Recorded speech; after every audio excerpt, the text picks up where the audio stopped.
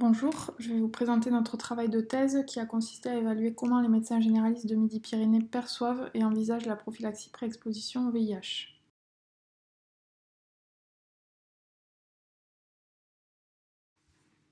L'incidence du VIH est en augmentation et notamment chez les hommes ayant des rapports sexuels avec des hommes. C'est pourquoi l'OMS a établi plusieurs stratégies de prévention, dont la prophylaxie pré-exposition au VIH, qui s'adresse donc à des sujets non encore infectés par le VIH, mais considérés à haut risque, notamment les HSH, les travailleurs du sexe, les patients usagers de drogues injectables ou les patients en situation de vulnérabilité.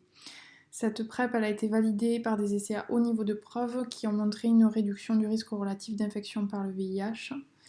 Il y a deux schémas de prise, un schéma en continu, un comprimé tous les jours à heure régulière, et un schéma à la demande qui encadre la prise de risque. Plusieurs effets indésirables seront à surveiller, notamment au niveau digestif, rénal et osseux, et le coût d'un mois de traitement représente environ 180 € actuellement. Lors d'une étude quantitative en Midi-Pyrénées, on a montré que les médecins généralistes méconnaissaient la PrEP et donc on s'est posé la question de cette discordance entre ce traitement qui a été validé scientifiquement mais qui reste encore peu utilisé et donc on a essayé de déterminer les freins et les moteurs à sa prescription en médecine générale.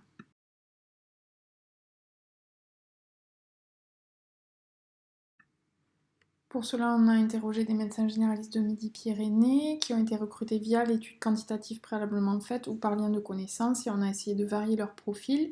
On a réalisé des entretiens individuels semi-dirigés qui ont ensuite été analysés de manière qualitative par analyse thématique puis par théorie ancrée.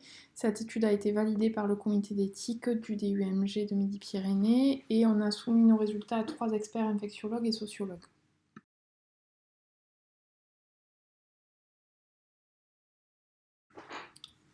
On a interrogé 13 médecins qui s'accordaient pour dire que la PrEP c'est bien puisqu'elle permet une réduction du risque de contamination, une protection et une maîtrise du risque individuel.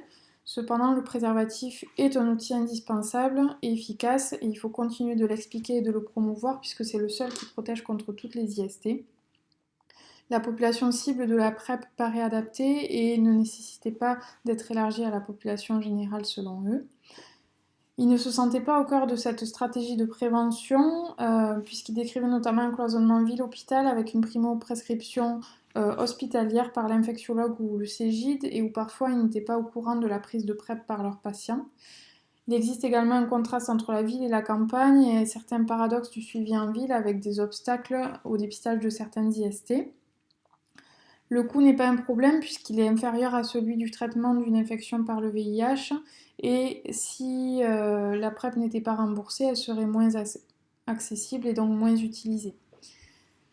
Le schéma à la demande posait question puisqu'il s'interrogeait sur la nécessité d'anticiper une prise de risque et sur l'adaptation du schéma par le patient.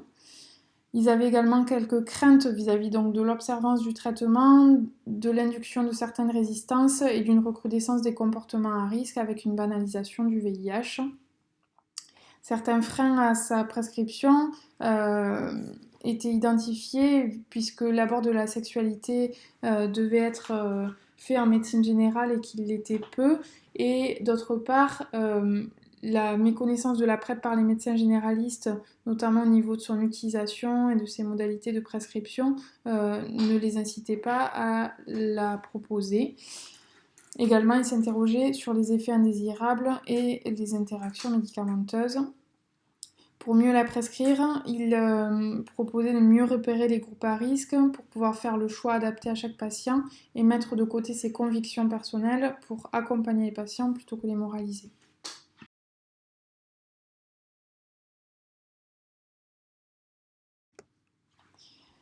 Au total, la PrEP est un bon outil de prévention du VIH et du VIH seulement, puisqu'elle ne dispense pas de l'utilisation du préservatif. Elle s'adresse à des patients qui ont des pratiques à risque et où le schéma doit être adapté individuellement.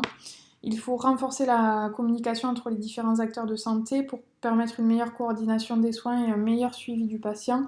Et le médecin généraliste peut savoir repérer et orienter son patient pour pouvoir lui faire bénéficier de ce traitement et organiser éventuellement un suivi alterné avec l'infectiologue. On a des perspectives de mettre en place des fiches d'information des médecins généralistes. On espère aussi une levée des freins matériels au suivi en ambulatoire pour permettre l'infléchissement de l'incidence de l'infection par le VIH.